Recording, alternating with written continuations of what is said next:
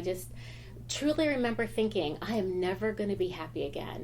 Hi side dishes, welcome back to Life with a Side of Autism. In today's video, I wanted to talk about my story and my journey into autism, which was, 24 years ago. If you are interested and want to hear more, stay tuned.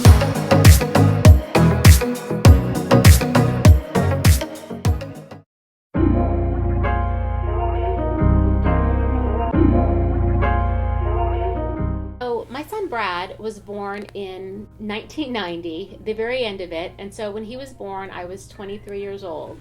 And he was my second child. I had, both of my children young, so he had a brother that was 3 years older, and I was happy being a young mom.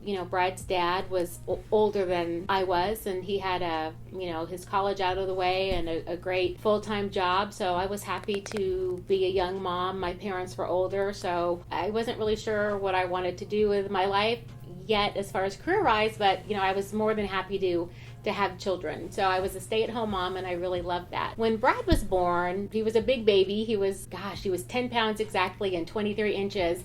And I'm a big, tall girl. I'm 5'9", and I used to tell people, I can't breathe. And then after I had a 23-inch baby, no wonder you can't breathe. Things were typical with Bradley. While I was pregnant with Bradley, I did have these sensations that I couldn't really describe. I would describe them kind of like the hiccups, but they weren't the hiccups, because my older son, Ryan, he had a lot of hiccups when he was in utero. But these were very rhythmic movements, but sometimes they would last like 45 minutes. And I would say to the doctor, I'm having these, the baby's having these movements, like these spasms, and it's just hiccups. I don't think it's hiccups, but I didn't really worry about it. So Bradley was born, everything seemed okay. And then when he turned 4 months, he started having these really peculiar movements. And I would describe them as like a seizure. So I would go and try to describe them to the doctor. And, she couldn't really find anything that was wrong. She's like, well, his spleen feels a little enlarged, but, he seemed like a really healthy baby. But he was having these movements where he would get really stiff and go backwards and roll his eyes. I would tell the doctor this, and she's like, well, that's really not a seizure, because most seizures, because she's like, seizures are usually forward. So we didn't know. But my mom and dad had a big, giant camcorder, and in fact I have a picture of it. I'm going to put it right here. I found it after my mother passed away and I was cleaning out their house. So that camcorder right there I got and took to the house and had it ready, and when Bradley had this episode, I filmed it and brought it to the doctor. And she was a very smart doctor. We were in San Francisco at the time, and she had graduated. She had gone to Stanford. She just was a wonderful, wonderful pediatrician. And she's like, yep, that's a seizure. So that's kind of where our story began, that we knew something was kind of off.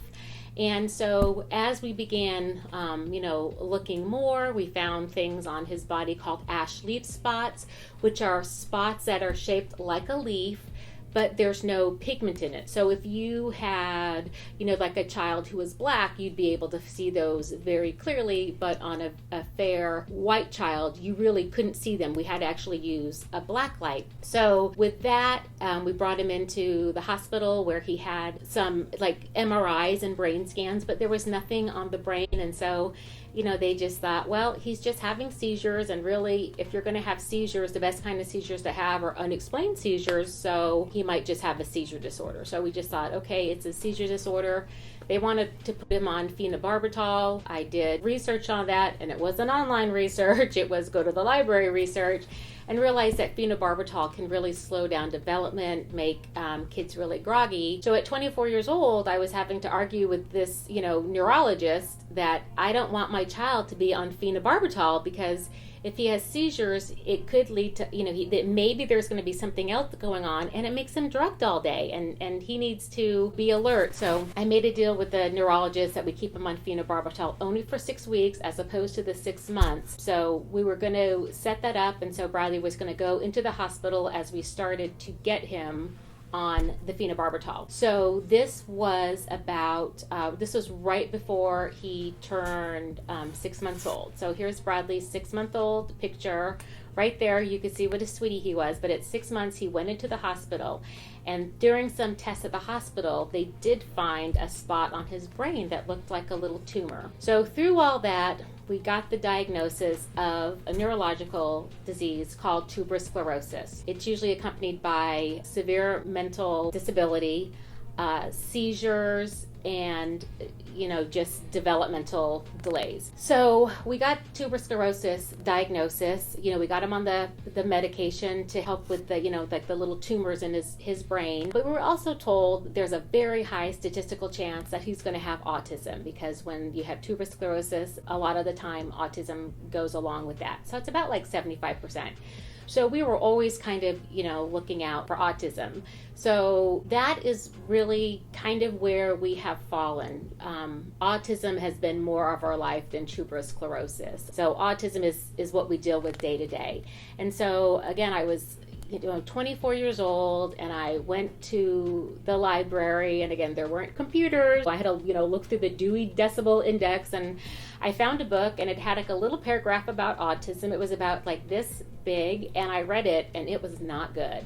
And I had seen the movie Rain Man maybe like 2 years before Rain Man had come out. And of course, that was just what everybody went on, Rain Man. So I just was, just in a funk. Like I went home, and I just stayed in bed for like 2 to 3 days. Like I could just not get out of bed. And finally my mom came up, and I was in like the San Francisco area, and she was down in San Jose, and she came up one day, and she just, threw the covers off of me and just said, "Look, this is the hand that life is dealt you. What are you going to do with it? Are you going to sit around, under your covers all day while your kids are kind of, running crazy by themselves? Or are you going to do something and take care of this and do the best for your child?"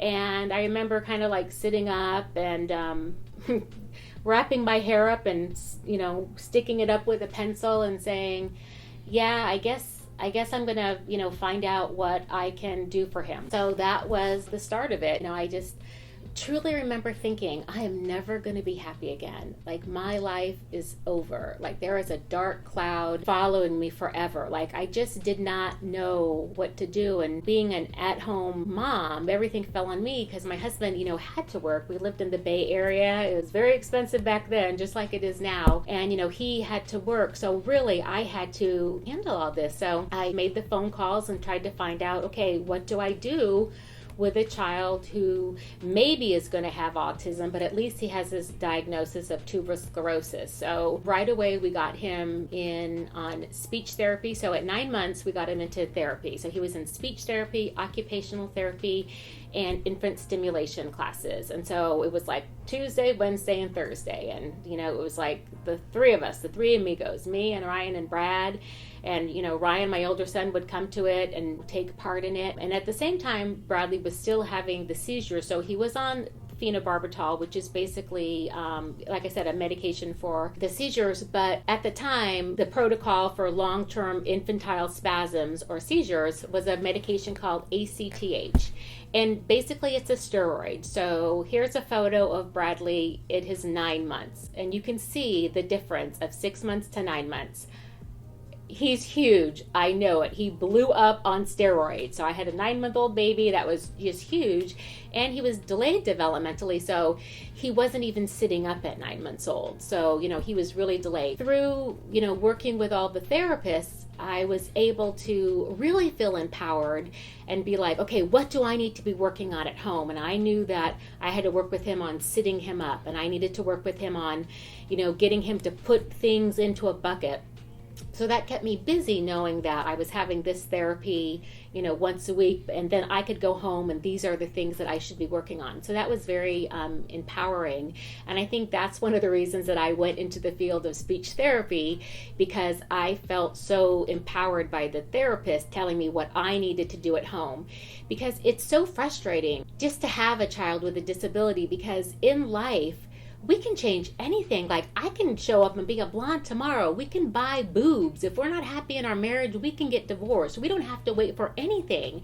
And to, have this little child that I knew there was like this little spot on his brain that was this far away, that like, why can't I stick my finger in there and scratch it, make it go away? I couldn't do that. Like, it was just out of my control. So it was like a really frustrating process, but I spent all my time, working with Brad, and, my older son would come along, and I remember just seeing so many different doctors, because he also had a vision problem in one eye, so he's legally blind in one eye. And just one day being in the waiting room and seeing some other kids play together, and just feeling so sad, and just wondering, like, gosh, I wonder if Brad will ever have a friend and be able to play, because I know kids with autism don't have that, and that's, probably lurking around the corner. So by the time Brad was 2, he did have a diagnosis of autistic tendencies. So we were seeing all the spinning, the lining up, a lot of the rigidity, no speech. So again, we were just doing as much therapy as we could. And then one day I was sitting in a waiting room, and my older son, Ryan, said to me, and he must have been like maybe 5 at this time, and he's like, I'm tired of going to the doctors. Do we always have to go to a doctor? And that was one of those aha moments where I realized, wow, like, this is really affecting my older son. He's spending all his time in waiting room and doctor's offices. So quickly I realized I needed to put Ryan in preschool. So we got Ryan into preschool, and he was a talker and very social, so he did really well in preschool. That was like a really huge financial deal, because we had to pay for like a lot of the therapies, and then we had to pay for Ryan to be in preschool 3 days a week. But we cut things out and made it work. So by the time Bradley was 4, he was full on autism, had an autism diagnosis, and at that time we moved from California to the Midwest. And moving to the Midwest, I was surprised that we could not find any doctor that knew anything about autism. We actually have a children's hospital, and I went to the children's hospital, and there was just nobody who knew much about autism. And this was like in '96. So we got Brad into the developmental preschool, and he was in it because he was delayed. But while we were in California, if I can go back to that, he didn't really start talking till he was 4. So it was 4 when he first, started talking. But he would always bring me books, and he always wanted, I would read the same right foot, left, feet, like I just knew all the Dr. Seuss books. But he was fascinated by the letters in the front of the books, and he would point to it, and I'd say, that's M, And so Bradley, when he did start talking, I'll never forget it, the first word he said was "nanana" for banana. And of course, we were just overjoyed. We got on the phone and called my parents. And I think at that point, because we were so overjoyed, he all of a sudden said, oh, wow, there's like some power into this language. I say "nanana," and these folks go crazy. So again, I think that's also what kind of pushed me into speech therapy, because I really could see like the power of language, because he would sign, but signing was a little bit slow, and I had to like make sure I was seeing him, but he could just, yell something out. So he quickly learned, something comes out of my mouth, I get my needs met a whole lot faster. So he quickly started, talking, and we definitely saw a speech explosion. And then Bradley was also one of those children that by the time he was like 4.5, he was reading, and he really taught himself how to read. So he was hyperlexic, but just very, low eye contact, low muscle tone, just a lot of the other things you see, you see in autism. So we were in the Midwest, and I was at the children's hospital, and the only doctor I could find that knew anything about autism was a dermatologist who happened to write a paper on autism while she was in medical school. So we went through various pediatricians, and then, just kind of settled on one that, was a nice person who was open to taking our child with autism and really kind of learning about autism. And so Bradley was on, still on medication for autism. I think by this time he was on Depakote. Still having seizures, and as far as we know, he probably had his last seizure in about 5th grade. And we started the whole special ed journey. Then we made, the really hard decision that, parents have to make when you have a child with seizures. Probably about when he was 12, we had to decide, do we keep him on the seizure medication that is really hard on his kidneys, or do we take him off and hope that he won't have any seizures? So we decided that we were going to take him off the kidney medication. And, thank goodness he hasn't had a seizure since. But, in all that time, I look back, we had one time where he was 18 months old and just going for an MRI, and he was over medicated. And, I'm sitting in the waiting room, and all of a sudden I hear sirens and all these people, come in, and I was told, hey, your child's been over medicated. We had to, do CPR and resuscitate him, and he was in the hospital for a week, and he was on a ventilator. And, just so many things that come along, with having a child with a disability, things that happen that you kind of, forget about until you really start talking. So I became kind of a mom for this support group, this autism support group. And I did it for about a year. So there weren't a lot of families with autism, but it was more like a disability support group, I should say. So I was kind of like one of the parent liaisons. So if a parent got their child diagnosed with a disability, they would call, and I'd say, okay, you need to do this, you need to do this with the school. And I did it for about a year, and then I just really had to stop, because every time a family would call, I would go through like that pain again, and it just got to be exhausting, where it's just like I can't keep reliving this pain of a newly diagnosed family. So I felt like I did it for a year. I was, kind of a resource if somebody really needed me, but I, said I have to be on the back end. And then I just spent the rest of my time, with Brad. And as he went on and got older, and gosh, he's 29 now, I look back and, remembering and thinking like, oh my gosh, my life is over. There's going to be a dark cloud over me, and feeling like that. There was a time where, autism and disability just overflowed, and my plate was just so full of disability and therapy and autism and bad news.